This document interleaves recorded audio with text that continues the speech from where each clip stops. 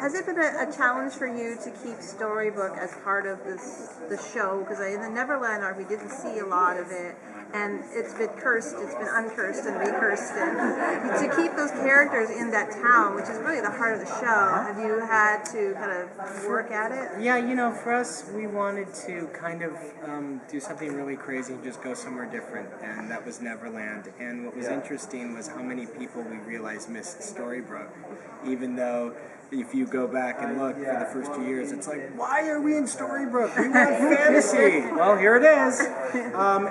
But for us, Storybrooke is really, I think, a lot of what you're seeing right now is us exploring Storybrooke and what does it mean to Emma and what does it mean to us. And in, you know, I mean, there's an episode titled "There's No Place Like Home." So, you know, for us, Storybrooke is always in our mind, and we think like you do. It's the heart and center of the show. Yeah, you know, it's Storybrooke is in the DNA of the show from the pilot, and it's a huge part of the kind of the bigger story we're trying to tell, which has to do with all the fairy tale and fantasy realms that we go to, but it's all kind of grounded in this small town in Maine. Is there a lesser known or less popular fairy tale character that you're still dying to kind of figure out? Chewbacca.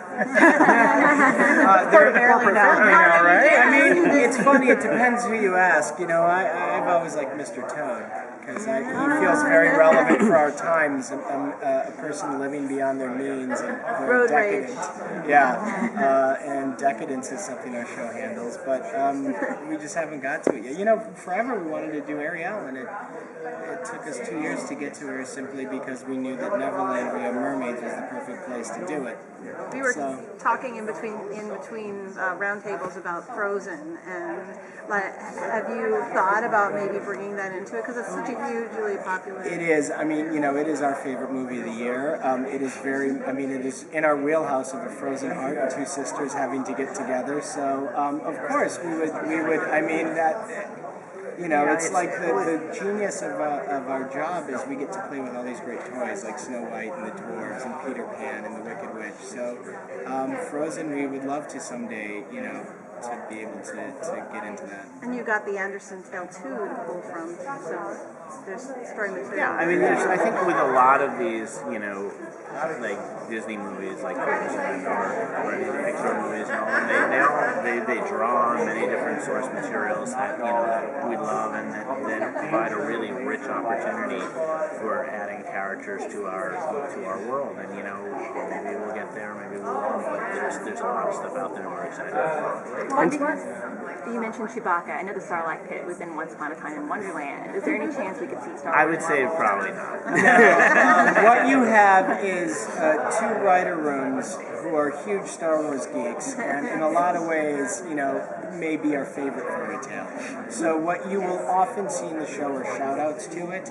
There are other more obscure shout-outs that no one ever gets, but that one is one. I do love to believe we live in a world where Once Upon a Time the Sarlacc exists. Yes. But we're not going to Tatooine anytime soon. Do you find yourselves having debates over what is a mythology that fits in your world and what doesn't? Yeah, I mean, yes, we do. I mean, but the debates always kind of come out of the story we're trying to tell with our core characters that are in the show and that have been, they're pretty much from the start, and what, can kind of fit into the bandwidth of the story that we're telling. So it's never done just for the sake of, we got to bring in this realm or this world. We're trying very hard to kind of weave a kind of coherent tale that can go between many, many different types of characters. I know we're still a few weeks away, but what can you guys tease about the season finale? It is a 2-hour movie, and it is not 2 episodes back to back. It is absolutely written like a movie. It will, I think it may be the favorite thing we've done, and it's one of the favorite things because every episode you watch, you're like, that's my favorite. So, I mean, but we think we're taking the audience somewhere that you have no idea where you're going. Yeah, we literally just got out of the editing room on it, and we're just so excited for the fans to have a chance to see it. We think we're giving the fans something they've always wanted but didn't realize. Can you talk a little bit about the Charming family and how they're kind of the core of the show, but with the baby coming and you know, is there going to be a whole mythology around the child? I mean, Selena wants for something. Sure does. I mean, you know, I obviously Next week's episode is all about Snow and Charming and the year that has passed, and we're absolutely going to get into the baby and the why and their emotional state. We saw in the Rapunzel episode, you know, really charming that was we were getting to look into his soul, and his soul was, I failed the first kid, and I failed my wife, and yes, I sent it and it did come back, but there's 28 years we missed, and I don't want that for this one. So I think that there's a lot of emotion and a lot of you know, angst behind the child, but also hopefully sometimes joy, but we'll see. But next week is we're really going to get into it. We've already seen Regina and Robin Hood working together a little bit, and obviously she's seeing a tattoo and members. What can you tell us about where their relationship is going?